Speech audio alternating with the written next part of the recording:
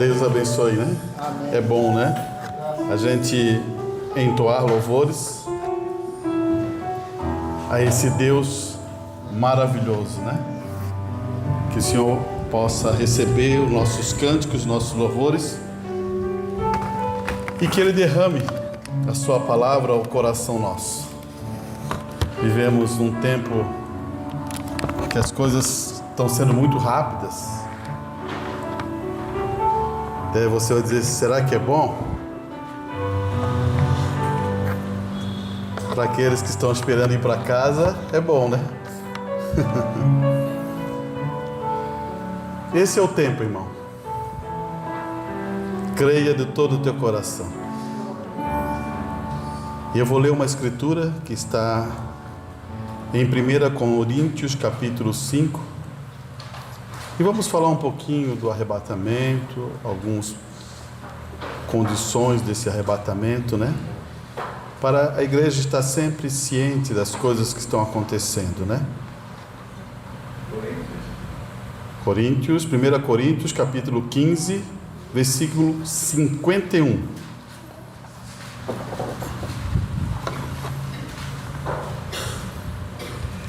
Toda essa mensagem, eu quero que você guarde isso em seu coração. Toda a mensagem que o irmão Brana trouxe, que Paulo fala que é o alarido do tempo do fim, ela está aqui para levar a essa igreja para o rapto, tá? 15:51.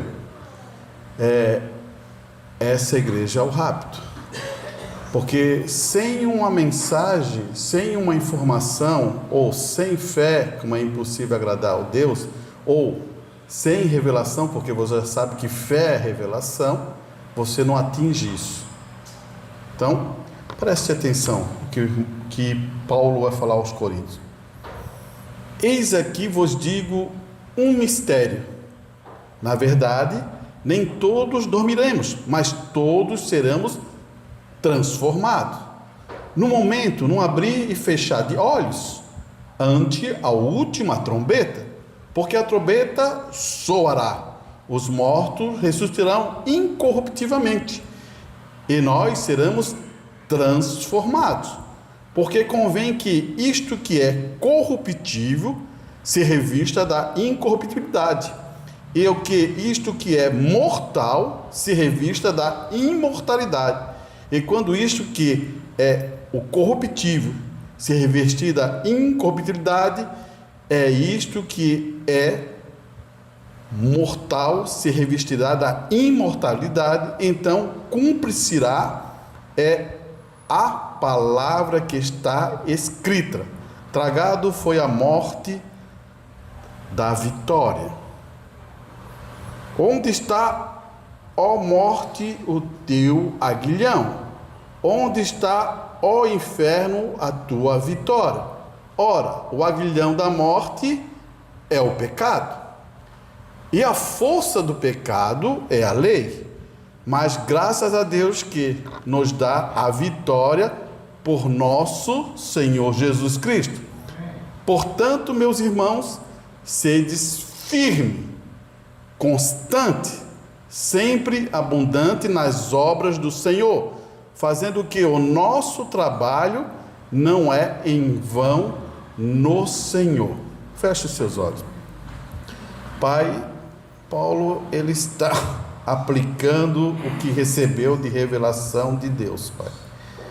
E sabemos que ele trouxe isso para o nosso tempo, porque é nesse momento que acontece toda uma mudança em nossas vidas. Claro que sabemos que Jesus venceu a morte no Calvário e ressuscitou. Se cremos nisso, temos confiança de nossos corpos sermos transformados para ir para o arrebatamento. Porque esse poder que estava em Cristo está em sua igreja. E esperamos por isso, Pai, porque existe um momento, uma hora, mas bom que o Senhor revelou isso para nós sabermos, Pai. Por isso, abençoa os teus filhos nesse momento. É o que eu te peço em nome do Senhor Jesus Cristo. Amém e amém. poder sentar, meus irmãos. Vocês conseguem concordar? Quando se deparamos com essa escritura, né? Vemos que sempre se lembre, Paulo é um homem de grande conhecimento e ele vive em uma situação entre os judeus e a mensagem de Jesus Cristo. Então tem duas coisas separadas entre os judeus e a mensagem de Jesus Cristo. Porque quando se deparamos com isso, irmão, olha só o que acontece. Se você vai falar com os judeus,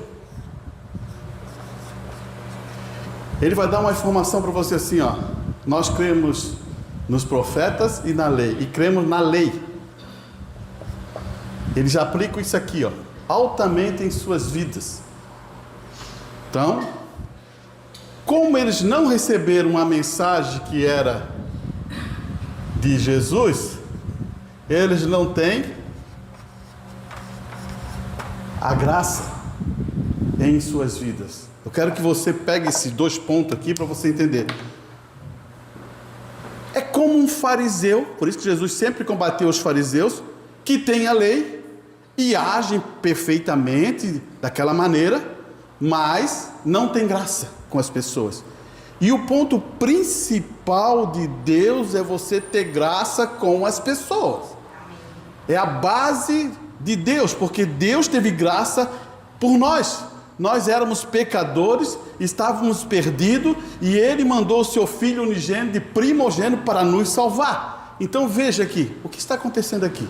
Está acontecendo, de novo, a manifestação do amor através da graça. Como os judeus não têm isso aqui, eles estão na lei. E isso muda muitas coisas. Por isso que Jesus usou até uma parábola daquele filho pródigo, se lembra?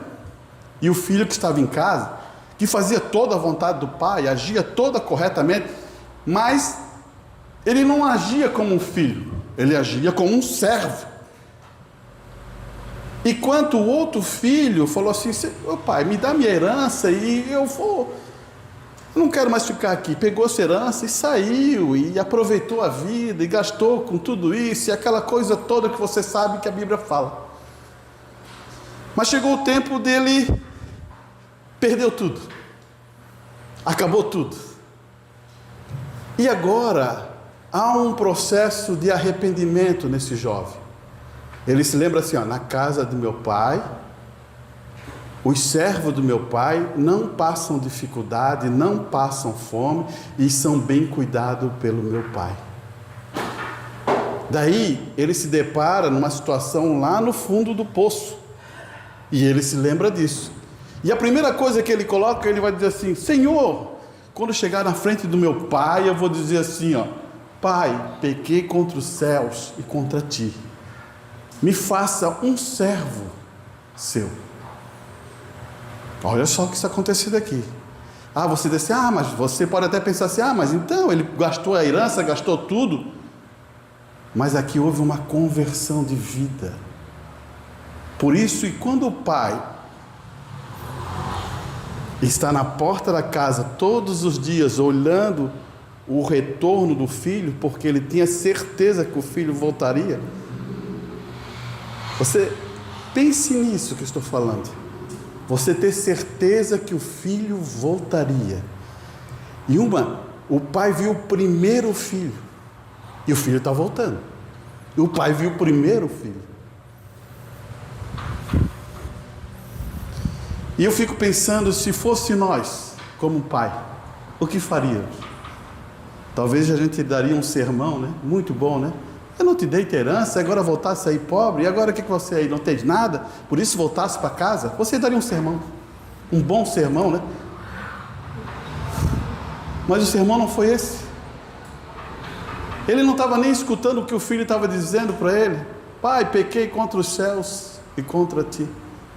Ele falou assim: dê uma capa, coloque sandálias, coloque o anel e vamos fazer uma festa. Você captou aqui?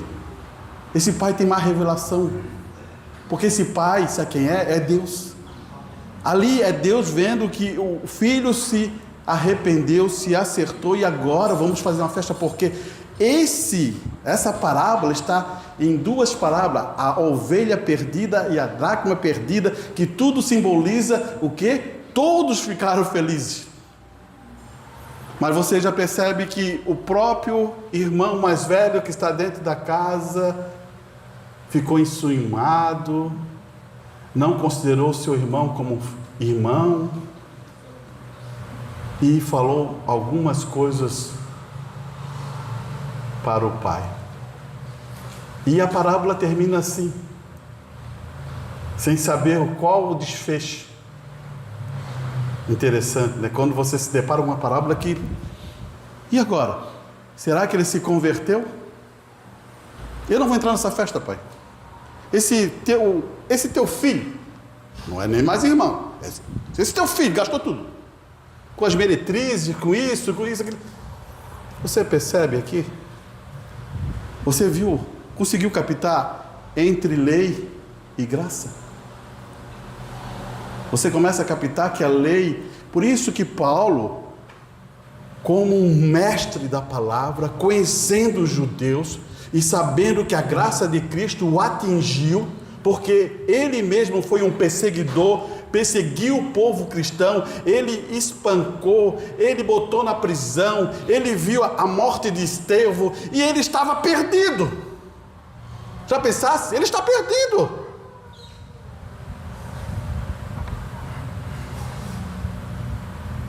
E por isso que ele vai dizer: eu sou o primeiro desses pecadores.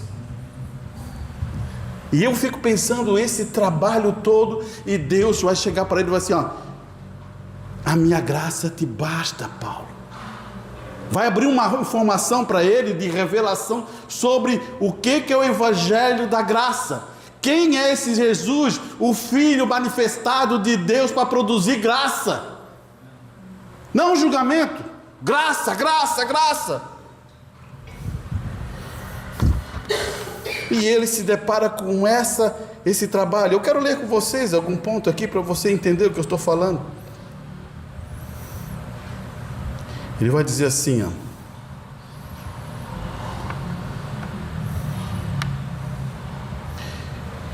No verso 55: onde está, ó morte, o teu aguilhão? Onde está, ó inferno, a tua vitória? Ora, o aguilhão da morte é o pecado. Olha só onde que ele está apontando. Ele está dizendo: o aguilhão da morte é o pecado. Espera aí. E Jesus morreu por todos os nossos pecados. E ali ele estava no Calvário. Você se depara com essa questão? Ele estava no Calvário. E o aguilhão da morte foi ferroado nele. Não em você. Não em mim. Nele. E o que acontece? Mas, olha só, ele vai dizer assim: o aguilhão da morte é o pecado, e a força do pecado é a lei. Não matarás, não roubarás, não mentirás, não farás falso testemunho, não cobiçarás a mulher do próximo, nem a fazenda dele, nem a casa dele, nem o que ele tem. Está vendo onde que está a lei? Se alguém me ferir no meu olho, eu firo o olho dele. Se alguém matar alguém da minha família, eu mato alguém da família dele. Essa é a lei. E os judeus estavam muito bem preparados para isso. Então, Paulo já estava descartado, já estava no inferno. Aí que eu mostro para você que quando entra Jesus, entra outra informação nesse evangelho. Porque você vai para o arrebatamento? É por causa da tua capacidade? Não, é por causa da confiança que você tem em Jesus Cristo. Não há mais nada. Você, eu estou fazendo uma obra para o arrebatamento, e você está totalmente enganado, você está perdido. Ninguém consegue fazer obra para o arrebatamento. Ninguém. Pode chamar papa, pode chamar padre, pode chamar apóstolo, pode chamar mestre, evangelista. Nenhum deles vai dar conta disso. porque não pertence a você, pertence a um Cordeiro ensanguentado chamado Jesus Cristo. Amém. Você começou a entender? Eu quero colocar essa base para você firmar os seus pensamentos. O que é isso? E ele vai dizer assim, né? Do 57. Mas a graça de Deus, olha só o que ele vai dizer, olha só que revelação. Mas a graça de Deus que nos é dada a vitória no nosso Senhor Jesus Cristo. Mas qual, Paulo? Da onde? Na lei? Não. Na graça, meu jovem. Na graça, igreja. Na graça, você é isso. Por isso que depois ele vai continuar dizendo assim, ó, portanto, meus amados irmãos, sedes firme. No que? Na lei? Não. Firme na graça. Mantenha essa constância. Constância. Derrame a graça. Quando você vê aquele filme de Paulo, ele fala assim, o amor vence tudo. Não é isso que ele fala? Daí, aquela discussão com o Lucas ali, ele fala assim, é o amor. O que ele está querendo dizer? É a graça. Não é mais outra coisa, não tem mais nada nisso, é a graça. Olha aqui. Então ele fala nessa constância, sempre abunde na obra do Senhor, sabendo que o nosso trabalho não é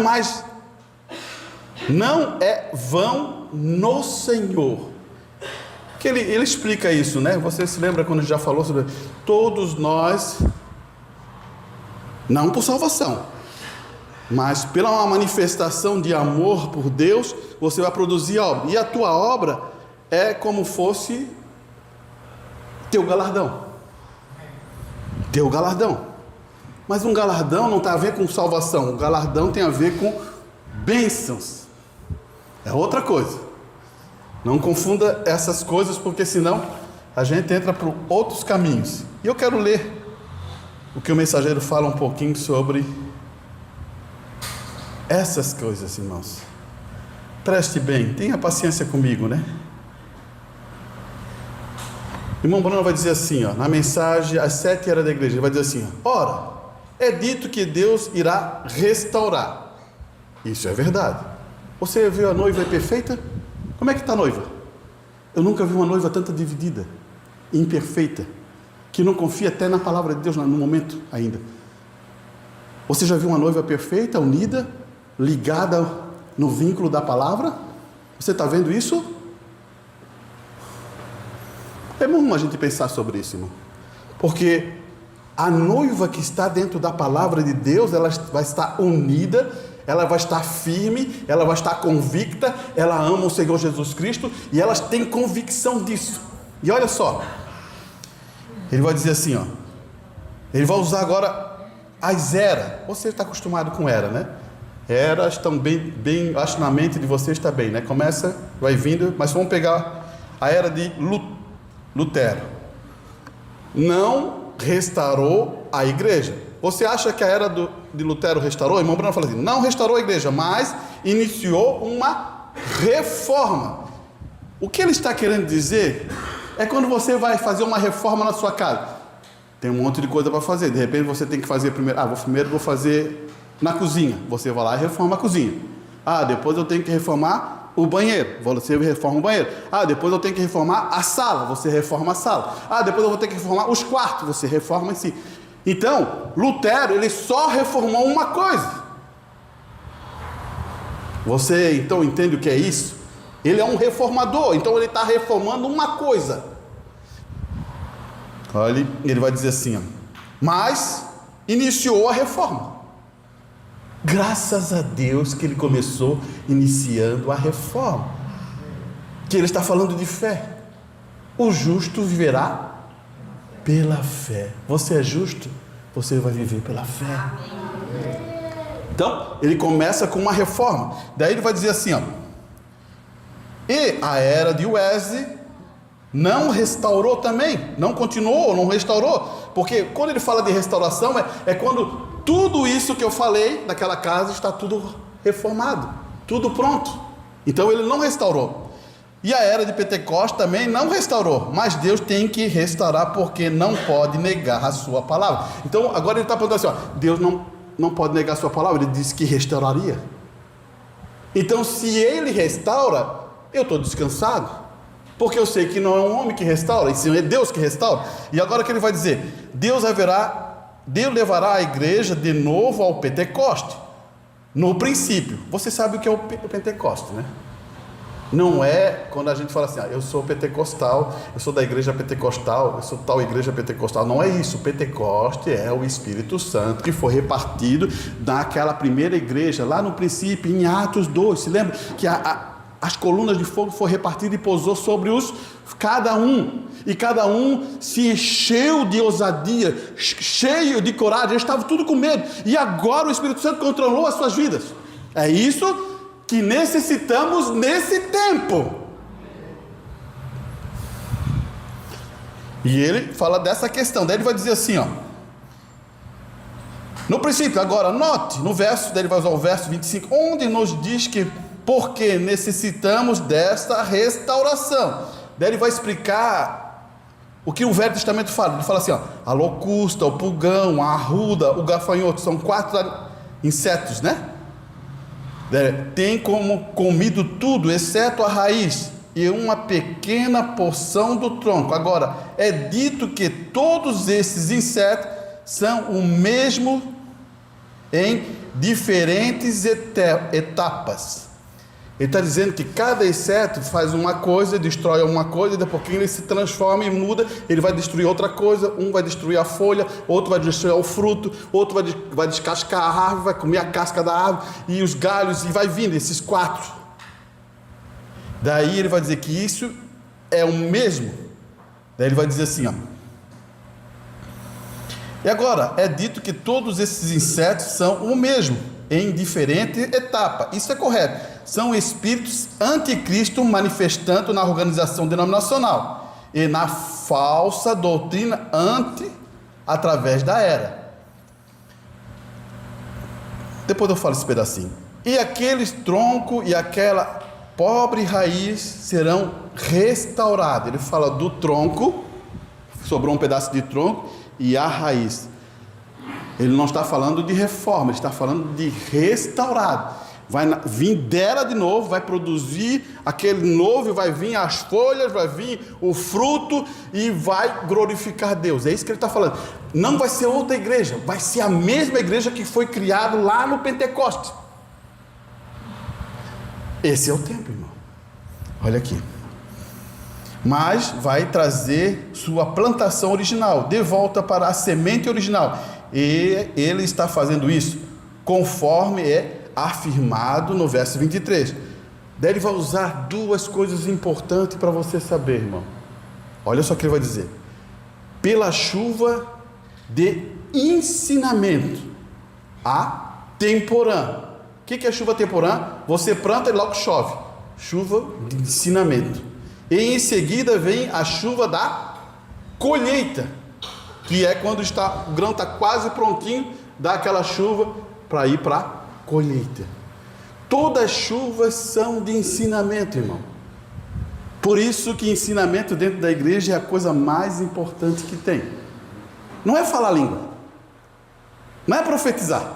Ensinamento coloca a pessoa na posição alinhada com o assunto. Vou falar assim: quando você ensina o seu filho bem, você não tem problema. Você percebeu? Porque você sabe ensinar e coloca ele numa posição alinhada com a sua casa, para você entender. Era difícil, né? Sabe por que a nossa era foi difícil? Você pode entender? Eu vou explicar para você. A maioria de nós mais antigo aí, a gente foi tratado muito duro. Por quê? Havia necessidade mesmo. Tinha gente que tinha roupa. O que eu digo, um garotinho com um short, sem camisa, barrigudo, queimado pelo sol. E o tênis deles deve ser um Nike ou um Adidas, essas marcas que tem agora, né? Era uma Conga, né? Um Quixote, não é verdade? Eu estou tentando só abrir o que. E tem outros que não tem nem Quixote e nem Conga. Meu pai fala que eles faziam o tamanco de madeira e botavam assim, ó, pregava aqui. Eu acho que alguém pegou isso, né? Os nossos avós, né? Isso. Vocês pensam que é brincadeira, jovem? Se a gente pudesse reportar para aquele tempo lá, vocês iam ver o que é isso. Daí vocês diziam assim, vocês nunca iam reclamar mais em casa. Eu não gosto dessa comida. Eu não gosto disso aqui. Você ia ver, tu acha que o pai ia dizer assim, peraí, queridinho, eu vou lá comprar então um negocinho para ti. Ele ia assim, passa fome mesmo.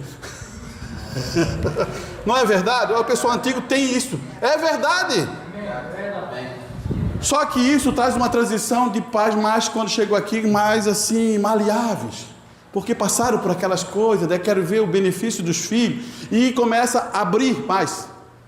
E daí quando você abre, você faz outra coisa, você não faz o seu filho ficar forte, você faz o seu filho ficar fraco. Quanto mais você dá para o seu filho, sem responsabilidade, mais ele fica fraco.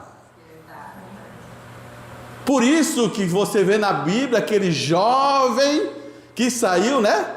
E ele foi lá, gastou tudo, ali está tudo feliz, ali está tudo alegre, mas quando perde tudo, ele sabe onde que está, ele sabe onde que é a casa. Ele sabe o que precisa. Ele sabe que ele tem que se arrepender. Ele sabe que tem que se acertar. Ele sabe. Você entendeu? E isso muda, irmão. Porque não é a facilidade que vai montar a pessoa. É as provas maduras. Porque o pai tem vezes não... Ele sabe, o pai pode dar. Mas o pai não vai dar porque ele tem que passar por um processo para amadurecer ele. Tu acha que não é a felicidade do pai dar o Espírito Santo para você e vocês manifestar o poder? Tanto que o Mombrano vai chegar a dizer assim, vocês podem fazer novos mundos, mas ainda vocês não estão preparados para isso. Será que Deus não quer dar o Espírito Santo para você? Essas são coisas para a gente meditar sobre esse assunto. E eu quero ler aí, você que está aí, 1 Coríntios, vamos pegar 1 Coríntios no capítulo 3, que vai dizer assim, vamos para esse aqui, vamos para Tiago. Esse aqui, depois, se você quiser ler em casa, pode ler. Está falando da questão ali, né? Do eu plantei, ele regou, mas vai até Tiago. Tiago, no capítulo 5, no verso 7. Preste bem atenção aqui, e essa já é uma narrativa de Tiago, já não é mais Paulo. Ele vai dizer assim, sede, pois, irmão, paciente até a vinda do Senhor. Então, a primeira coisa que ele diz, que é para você ser o quê? Paciente.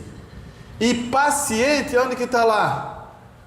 1, 2, 3, 4, 5. No nível 5 da pirâmide, se lembra ali? Paciência. E Tiago está dizendo, seja paciente até a vinda do Senhor. Eis que o lavrador espera o precioso fruto da terra, e guardando com paciência até que receba a chuva temporã e a chuva seródia. Ele está dizendo assim, o Tiago está dizendo assim, ele está esperando primeiro uma chuva de ensinamento, quando é um grãozinho, que você já aprendeu, né? Batismo do Espírito Santo, Deus é um, tudo o princípio, se lembra? Chuvinha de ensinamento básico, né? É tudo muito tranquilo ali, que você vai dizer assim, realmente, aqui, o nome, o batismo é em nome do Senhor Jesus Cristo, o batismo não é nome de título, tudo isso é ensinamento básico da condição que Tiago está falando e também do que Paulo está falando. Interessante. Mas só que vai chegar um tempo para o arrebatamento, precisa de uma chuva de ensinamento muito mais alta.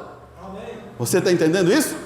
Então, continuando aqui, ele vai dizer assim, sede vós também paciente, fortalecendo o vosso coração, porque já é a vinda do Senhor, está próxima. Ele já estava apontando como próximo. Irmão, Não vos queixeis. Agora, outra coisa importante aqui. Ele fala paciência. A segunda coisa ele fala, não se o quê? Queixeis. Se tem ser humano, tem queixa. Isso é verdade. Tem queixa no lar, tem queixa na igreja, tem queixa na escola, tem queixa no serviço, tem queixa não sei aonde, tem queixa. Ele está falando assim, não queixeis. Vamos ver o que ele vai dizer. Olha aqui. Opa, estou com a vista. Irmão, não vos queixei uns contra os outros. É uma boa informação ou é uma ruim informação? É boa, né? Amém. Para que não sejais condenados. Você percebeu o que Tiago está dizendo? Se você queixar, você vai se condenar. Por isso que eles têm a paciência. Agora, a paciência que está formada aqui é a paciência em Deus. Quando você tem paciência em Deus, você tem paciência no teu irmão. Quando você acha que você vai ter paciência com aquela pessoa, você não tem paciência em Deus. Então, tu não tem nem na pessoa e nem em Deus. Porque a paciência, primeiro que você conquista, é a paciência de Deus, que você tenha paciência, espera no Senhor, confia no Senhor, tudo que Ele vai falar, porque é Ele que transforma as pessoas, não é você que transforma a pessoa. Tem vezes que a pessoa diz assim, não, eu vou casar com aquilo ali porque vai ser transformado. E esquece. Não é assim, irmão. Aprenda uma coisa. Ninguém muda ninguém. Você acha que muda? Não. Ninguém muda. Agora, o Deus vivo muda aquela pessoa. Então, a gente deve... E outra que eu quero que você também aprenda.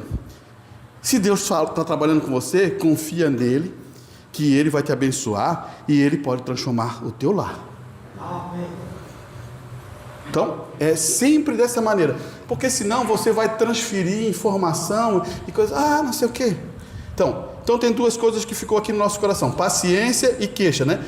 Não se queixeis. Então ele vai dizer assim, ó. Eis que o juiz está à porta. Você queixa, o juiz está à porta. Meus irmãos, tomai por exemplo. Daí ele vai, agora Tiago, ele vai dar o exemplo para explicar essa condição. Exemplo de aflição e paciência. Aflição, paciência, os profetas que falaram em nome do Senhor. Irmão, se tem uma coisa que um homem de Deus, um pregador, um pastor, um homem que vive a palavra de Deus sofre com isso. Ou você acha que não sofre? Ou você acha que... Olha só, um homem de Deus, será que ele é enganado? Então ele não está no lugar certo. Sabia? Se ele é enganado, porque o homem de Deus que está na frente, ele é um vigia. Quando começa a acontecer alguma coisa na igreja, ele vai levantar uma mensagem para repreender aquele tipo de espírito. Então, se ele não tem visão para isso, o que acontece? Produz outra coisa. Agora, todos os filhos de Deus também têm que estar maduros, esses também reconhecem isso, e eles já começam a entrar na batalha. Sabia? Não dá para ser exclusivo, irmão, para dizer assim, eu sou um soldado, estou vendo o meu irmão sendo abatido lá, e eu... não vou lá não, vou correr. O que você é? Você vai ser... Não pode ser assim, você vai ajudar o teu irmão, vai ajudar o soldado ferido, vai ajudar, porque isso é uma batalha, mas você diz assim, é uma batalha, irmão, é uma batalha espiritual, irmão. Se você vê o quanto estão abatidos, que estão afundados, que estão debilitados, que estão sofrendo, que estão entregar as suas armas para Satanás, e aí? Agora tem uma coisa importante, se você vai lá e consegue conquistar aquela pessoa, irmão, você vai tirar não sei quantos pecados.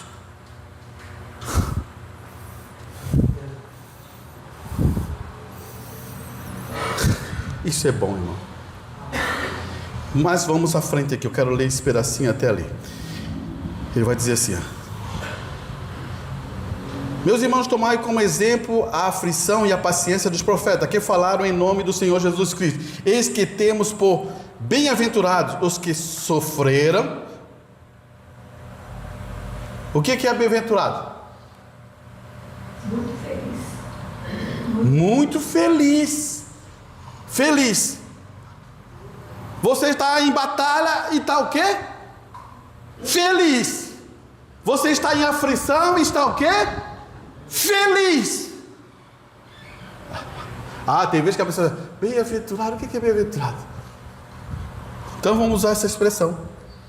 Eis que temos por feliz os que sofreram.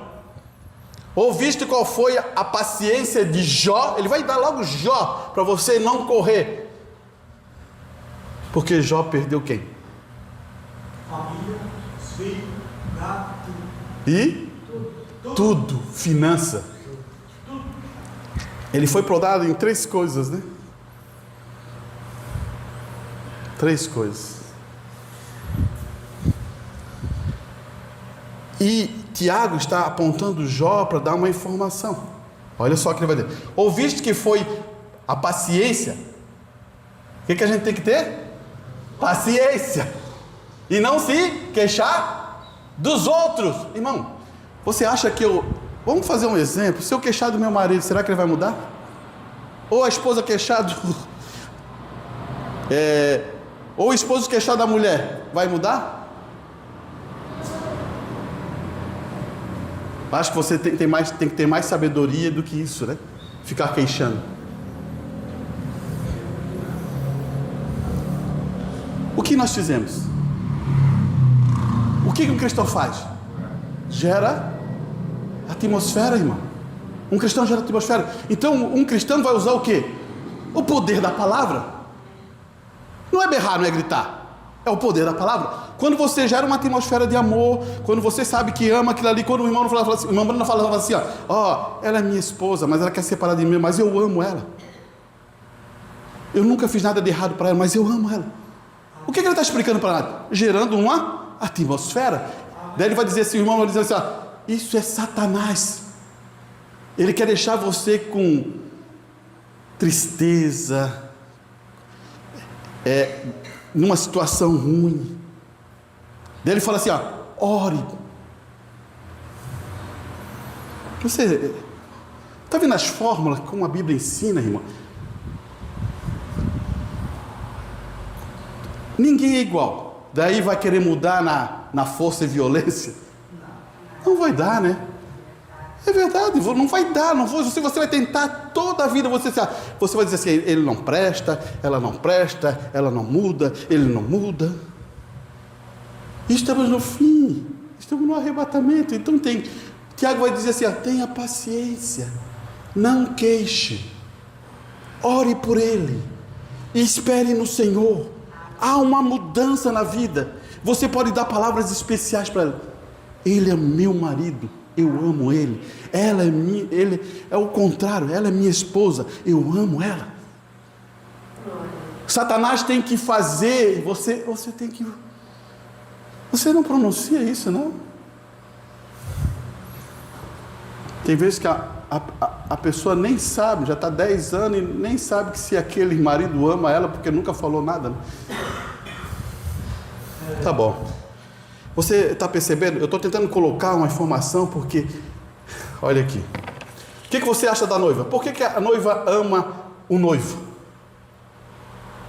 Porque esse noivo morreu por ela. Não foi isso? Jesus Cristo não morreu por você porque você ama. Porque Ele mostrou amor por você. Não tem outra dúvida. Agora, o que Ele fez? Ele ensinou nós a amar a Ele. Agora, o que a noiva fala? Ela fala a mesma linguagem do noivo. O noivo ensinou amor, ela produz amor. Você acha que amor é uma coisa assim, que vem igual uma estrelinha assim? Não é. Amor é quando está na prova. Já vou falar para você. Amor quando está tudo passando a mão no cabelo, meu queridinho, que um amorzinho, isso não funciona. Eu quero ver quando a coisa esquenta e gera respeito. É isso que eu quero que você entenda, ter essa tranquilidade, porque isso é mudança de caráter, isso é mudança de mente. Você lembra quando eu falei foi no sábado passado, no outro sábado, sobre orar para mudar as nossas mentes?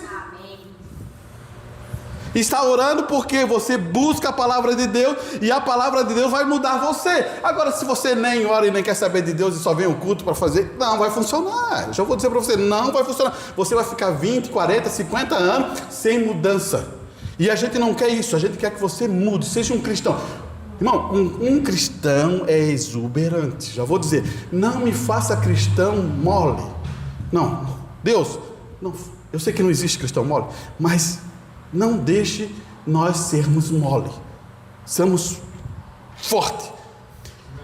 Olha aqui, ele vai dizer, outra coisa que ela cumpre a Escritura. A noiva de Cristo cumpre a Escritura. O que nos faz?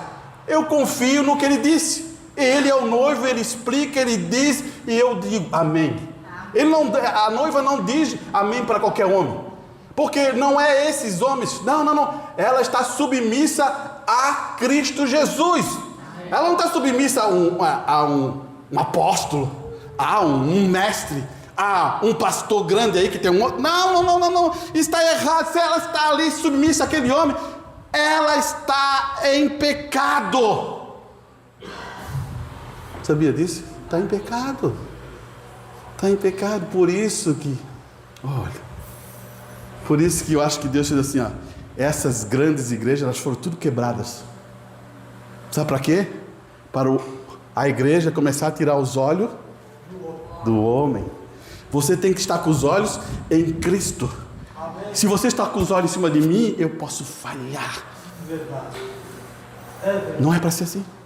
Você tem que estar. O vaso sempre será fraco, mas o poder do Espírito Santo é a unção de mudança da sua vida. Amém. Vamos pegar mais um pedacinho aqui. Ele vai dizer assim, Jó, né? Viste o fim que o Senhor lhe deu? Porque o Senhor é muito misericordioso e piedoso. Você percebeu? Por isso, irmão, já vou dizer para você, Deus não manda ninguém para o inferno. Você que tem a escolha. Se você hoje está sentado aqui, você está escutando essa mensagem, você tem uma escolha, você tem uma posição. Ou vou usar essa palavra só para ajudar você, porque você tem um livre-arbítrio. Eu gosto de usar essa palavra como agente moral, mas você tem um livre-arbítrio para escolher uma decisão em sua vida e tomar uma posição. Porque, irmão, enquanto ainda o Espírito Santo, ou a era da igreja, você pode até ler, Apocalipse capítulo 3, está lá, a era da igreja que jogou Jesus para fora, ele está batendo, e ainda essa era de Laodiceia não acabar, o trono é de misericórdia. Eu quero que você entenda, o trono é de misericórdia, o trono é de misericórdia. Agora, quando acabar aí essa era da Laodiceia, o trono muda. O trono é de juízo, é relâmpago, é raio, é trovão, e é de juízo. E ali não existe mais misericórdia. Eu quero que você entenda isso. Não existe. Você não vai entrar na presença de Deus nesse trono que é de juízo. Vai ter misericórdia. Não existe mais. Não se engane com isso. Agora hoje é o dia. Isso é claro, irmão. Deixa eu ver se eu acho aqui. Talvez a gente... Não dá para ser leve nisso, irmão. Vamos ver se eu consigo pegar aqui. Apocalipse 1. Observe, o trono. Ele se assentou o trono. Ele não está mais lá embaixo, no meio dos castiçais agora na terra. O rapto havia chegado. O rapto havia chegado. Ele estava na glória, assentado em seu trono. Eu quero que você observe adiante. Encontraremos mesmo no capítulo 5. Isso aqui ele está falando em Apocalipse capítulo 5. Este não era o trono da misericórdia. Olha só. Este não é o trono da misericórdia. Ele não era mais o trono da misericórdia, ele era o trono do juízo. Ele não era um trono da graça, ele é um trono de julgamento, porque o fogo e o relâmpago e o trovão eram emitidos dele. Não havia mais misericórdia, está terminado. A era da igreja havia terminado. Aquele é daí ele vai dizer o que a Escritura diz: o imundo continua imundo, aquele que é justo permanece justo, o que é santo continua santo. Não mais um trono de misericórdia. Você percebeu? Quando acaba a era de Laodiceia, não existe mais trono de misericórdia. Nesta noite o sangue está naquele trono. Ele está dizendo, ainda tem graça, né? Um trono de misericórdia para cada pecador que está procurando a misericórdia. Mas aquele dia não será o trono da misericórdia, será um trono de julgamento. Como Deus irá assentado ali, onde os justos são escassamente salvos. O irmão Bruno está dizendo assim: se o justo já é bem escasso se salvar, o justo.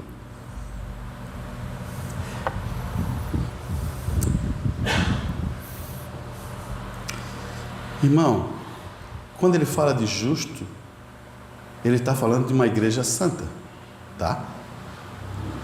Só que a noiva, ela se torna a palavra, ela se torna Cristo, não na pessoa de Cristo. É como uma esposa, ela se torna a manifestação do esposo.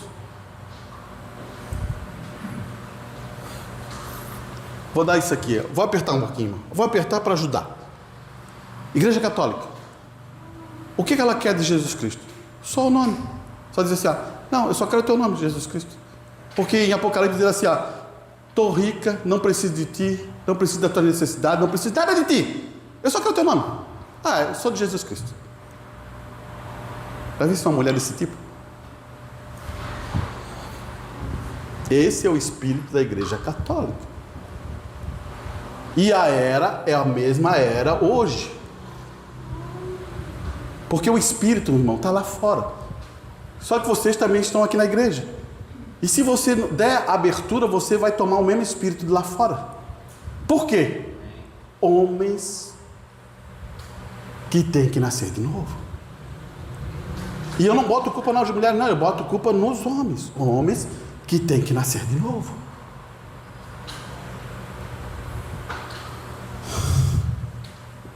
Você entendeu isso, irmão? Entendeu? Eu quero que você entenda, para você saber o quão isso é importante. A mulher tem prazer no marido.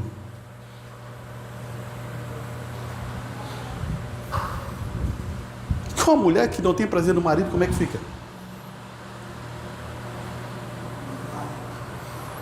É a mesma coisa que dizer assim, a igreja não tem prazer, a noiva de Cristo não tem prazer em Cristo.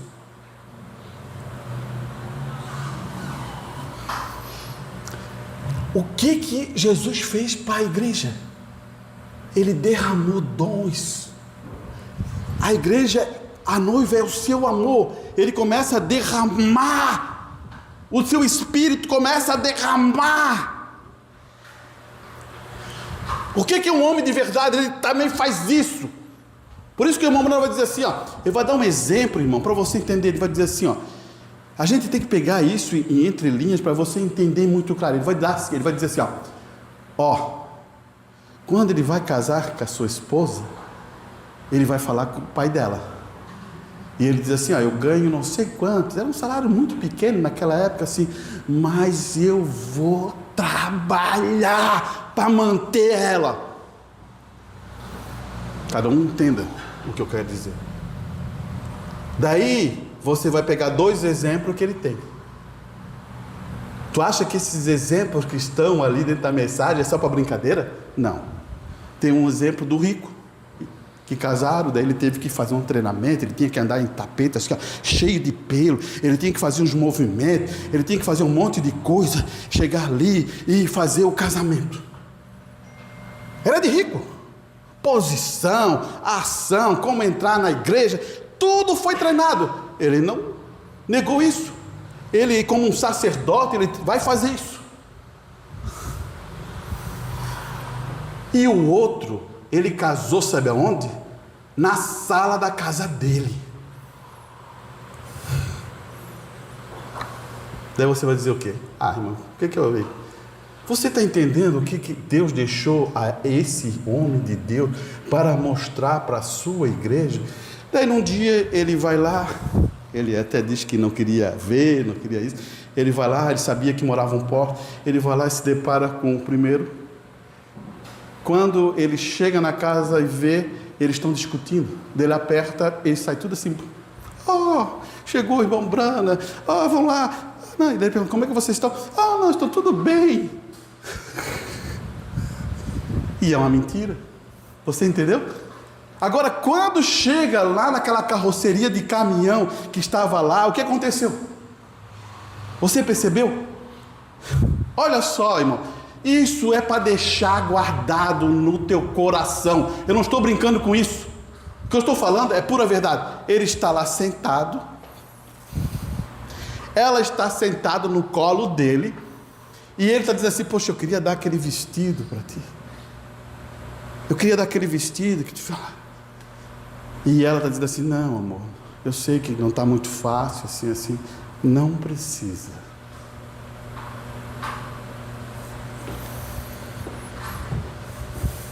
Você vivendo nessa era de tanta facilidade, você não percebe nada, né?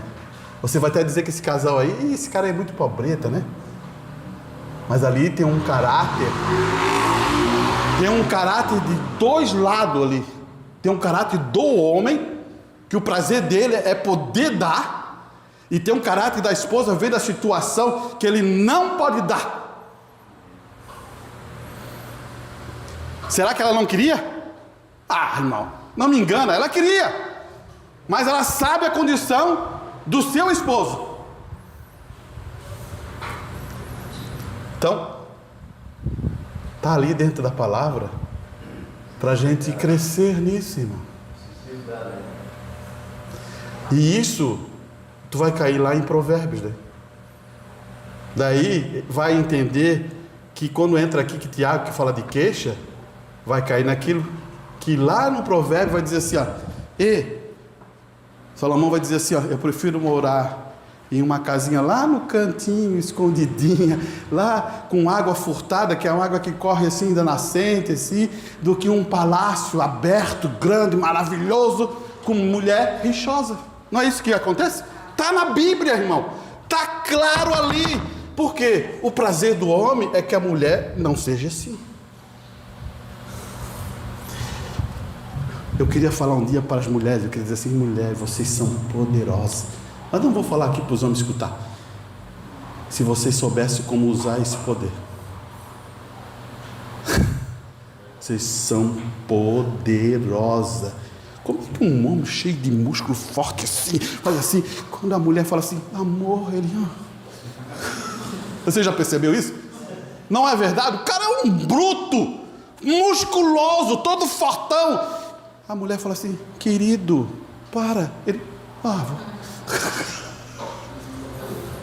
preste atenção, irmão. Preste atenção, irmã. Você tem que saber usar o seu poder que Deus colocou. Mas não por interesse próprio, por benefício. Você entendeu? Um dia eu podia falar só, porque eu não vou deixar os homens escutar, porque senão eles vão ficar tudo, né? Então é uma situação. É isso que eu quero que você entenda. E tudo isso estamos falando de quê? De arrebatamento, de rapto. Porque essa transição, ela tem que ter uma mudança em nossas vidas. Deixa eu... Tem mais 5 minutos. Me suporte. Ele vai dizer assim, por que clamas? Ele vai dizer... isso aqui eu teria que colocar, né, irmão? Não. Por que clamas? Como sabemos agora?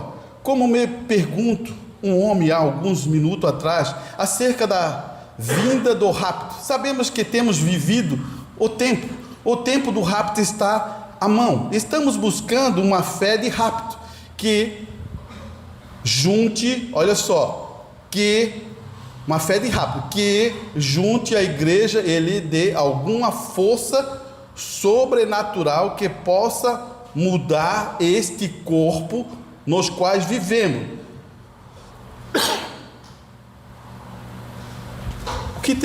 o rapto, tem que mudar esse corpo, irmão. Você entende? Tem que mudar esse corpo. Qual cura? Tem vezes ali, tem uma pessoa ali doente, tem câncer, e você vai lá e fala de Cristo, e fala assim que Deus tem promessa, podemos orar por ti, você crê em Jesus, Ele vai te curar, e você ora, e aquela pessoa ali está consumida de câncer, de repente ela é curada e fica forte e volta a louvar. O que é isso? É Deus. Da mesma condição é a mudança de corpo. Você tem que ter uma consciência de revelação que o teu corpo vai ser transformado. E isso tem que estar na sua mente, porque num abrir e fechar dos olhos, nós seremos transformados, mas não está na mente, não está no entendimento. Daí você vai dizer: ô professor, essa parte eu me esqueci, como é que é? Não vai, né? Você entendeu? Eu estou fazendo uma brincadeira aqui, mas para você entender, né? Essa parte, como é que é? É transformar o corpo, ou Jesus vai descer e vai me pegar? Não pode, né? É isso que eu quero que você tem que ter uma consciência, porque vai ter um momento, irmão. O arrebatamento já está feito pela palavra de Deus, no coração dos filhos de Deus. Eu quero que você não confunda isso. O arrebatamento, o alarido, essa mensagem do mensageiro já fez a transformação do arrebatamento no coração. Você já está aqui em clamor. Agora, o momento é outra coisa. Você pensa no arrebatamento? Você sonha no arrebatamento? Que maravilha. Deus te abençoe, meu irmão. Deus abençoe. Porque é importante. Mas o mundo que a gente está vivendo é tão corrido que você não faz isso. E eu vou dar um exemplo para você como você não faz isso. Não está aqui. Eu também sou culpado, tá? Não faz. O que eu vou falar tem a ver comigo também. Estou aqui em casa. Quando eu vou ver, 1 hora. Eu respondi a algum irmão, respondi a alguma irmã, alguma coisa lá. Daí eu me encho, né? Eu disse: estou fazendo um trabalho para Deus, mas eu estou ali assim, ó.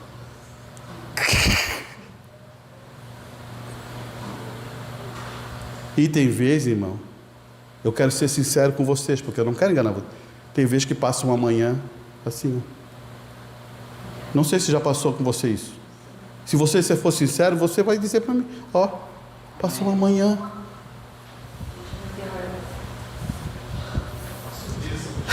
Né? Daí tem vezes que a gente está lá sentado assim: Senhor, oh Deus, me ajude, né? Não dá nem 5 minutos. Não é verdade? A gente tem que ser sincero. Se um dia você quer uma transformação, você tem que ser sincero consigo. Aqui eu quero que você falar para você que o pastor não é um super-homem. Ele passa com as mesmas coisas que você, ele sente as mesmas coisas que você, ele está em luta com vocês. Eu preciso das vossas orações e você precisa das minhas orações. Você entendeu? Não existe confusão. Quando você começa a ver um homem muito, eu faço isso, eu faço aquilo, ele pode botar o pé para trás. Espera para ver a queda. Só espera para ver a queda. Deus não gosta de arrogante. Deus gosta de homem sincero, humilde, que possa reconhecer os seus erros e tem coragem de falar. Por isso que eu amo o irmão Branda no sentido, ele fala. Ele está na mensagem, ele diz: aconteceu isso, eu fiz isso errado, eu agi dessa maneira. Ele fala. Ele não fica escondendo como alguns. Nem quero falar sobre esse assunto. Amém? Aleluia, né? Então ele vai colocar isso, irmão. Esse corpo nos quais vemos um Deus que pode levantar os mortos do piso e do pátio e trazer a vida novamente e apresentar-nos. Quando vemos um Deus que pode tomar um câncer, que come um homem e converte em uma sombra, e o levanta, e o transforma em um homem forte, saudável. Isto deve dar fé de rapto.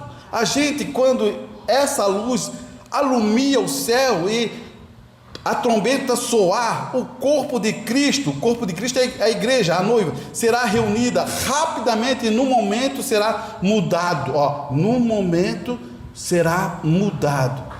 elevado para o céu.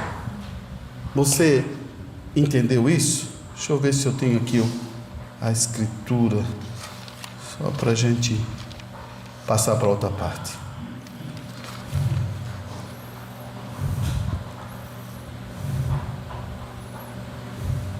Isso, essa escritura é muito boa.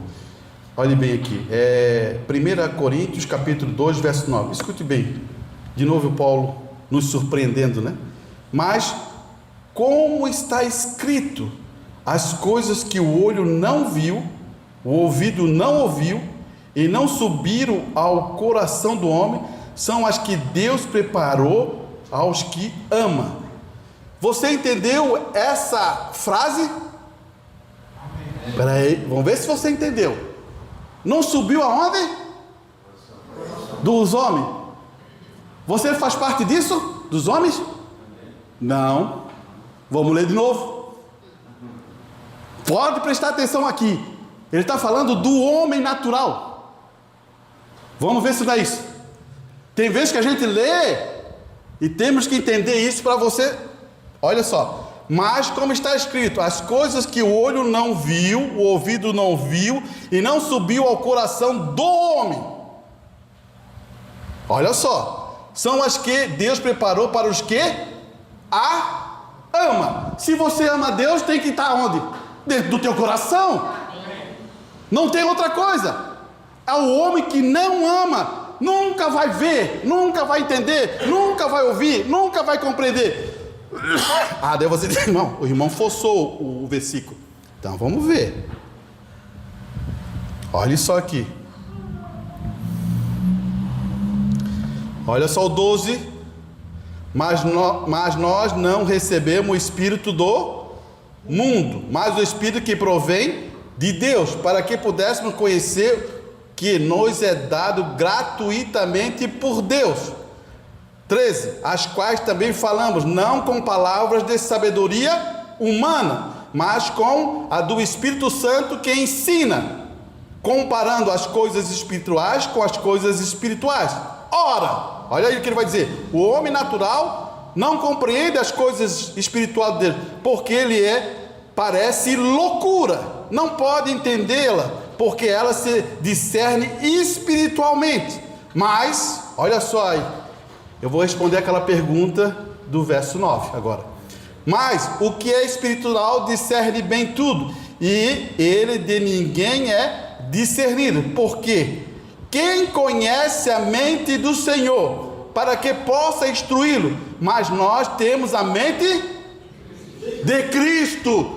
Por isso que nós estamos já contemplando isso, porque a revelação é do Espírito Santo a você, não aos homens, mas aqueles que amam a Cristo Jesus. Você entendeu? Quem lê, quando tu lê assim, pensa assim, então é todos nós que... Não.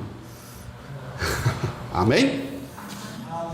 Então vamos passar para outra parte. Tem muita coisa, mas vamos deixar um pouquinho para outro dia, né?